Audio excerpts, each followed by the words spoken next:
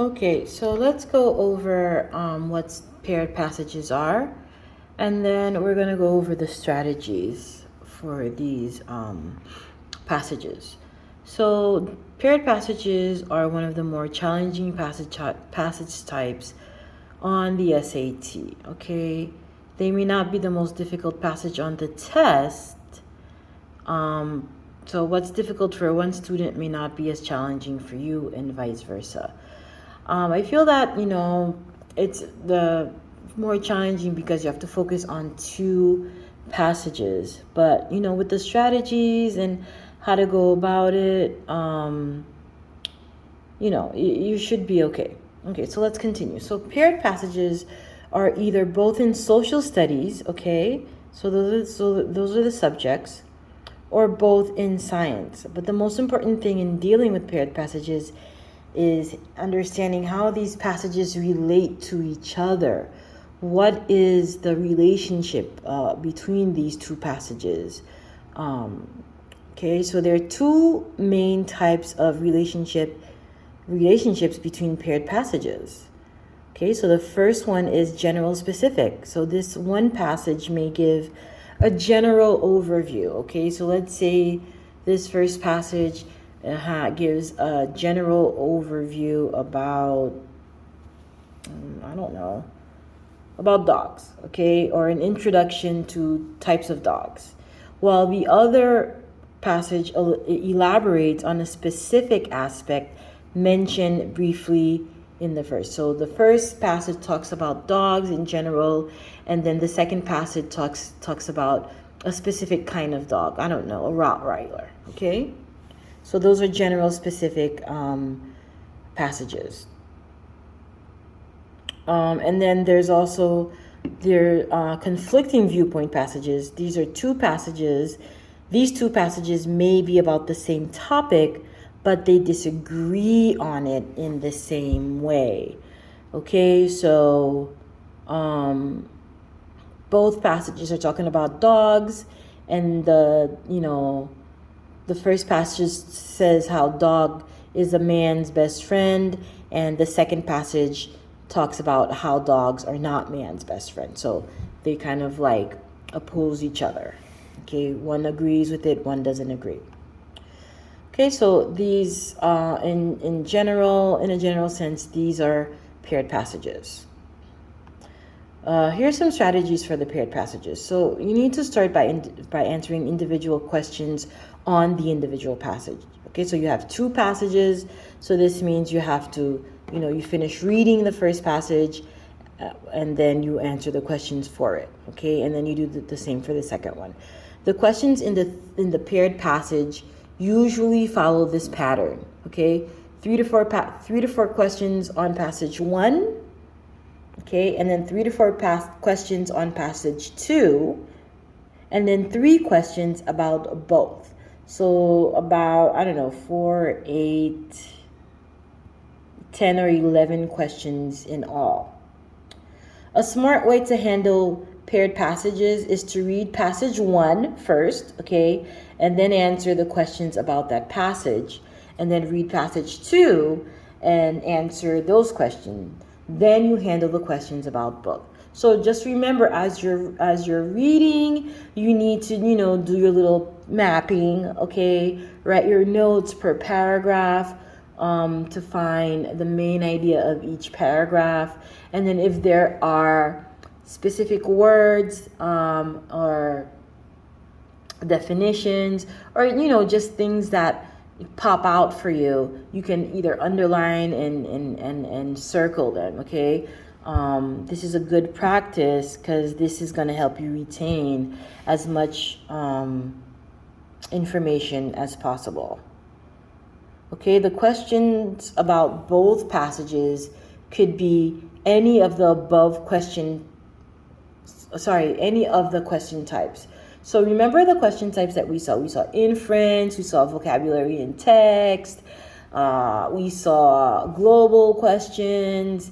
What else? We saw context, command of evidence. A questions, okay? So the questions about both passages could be of any of the question types, but they regard the two passages, okay? They're going to ask questions regarding the two passages that you just read. And they often involved in identifying how, okay, important, how the passages are related, or if they compare or and contrast. When you answer these questions about each passage individually, you become more familiar with the passage, okay? Which helps you to keep them straight in your mind and better equips you to answer the comparative questions, which is the question that relates to both passages.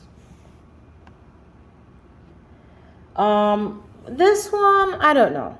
Find the hardest question types for you. Okay, so the question types that we went were inference, command of evidence, vocabulary questions, global questions, function questions.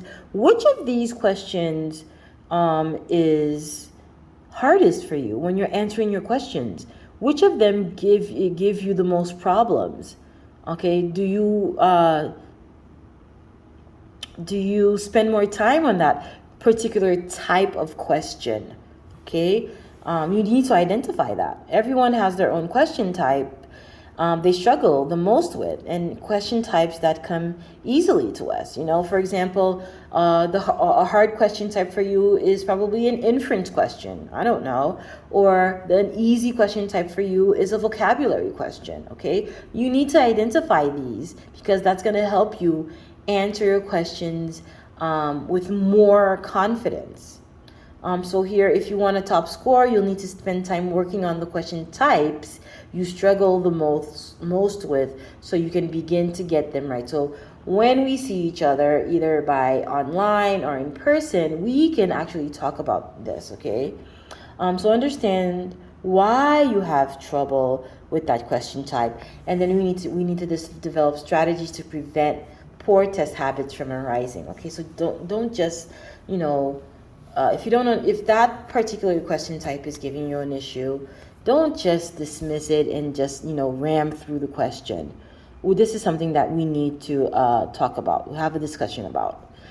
Okay, we need to find a strategy that addresses your weakness. All right, and lastly, eliminate answers. On the SAT, there is one right answer to each question, okay? And your task is to figure out which one that is.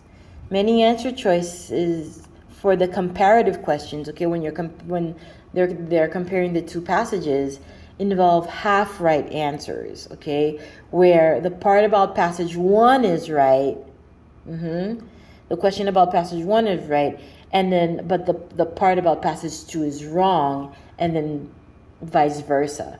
So use this to your advantage in eliminating answer choices. Okay, once you know that this happens, use this to your advantage, and only choose answers that are right about both passages. Okay, if one question is right for the first passage and it's not right for the second passage, so you need to there's a light bulb that needs to go on in your head, in your mind. Okay, so that's it. That's the strategies. So now we're gonna go over a paired passage. We're going to actually do it together. We usually do. We're going to read it together, have the notes on the side, giving you the main idea. We're probably going to take a look at, we saw this with the science passages, probably going to take a look at the questions first, and look at the question types, which is very important, and then go through the passages and answer the questions together. Okay, so there's going to be a part 2, which is the actual going over the paired passages.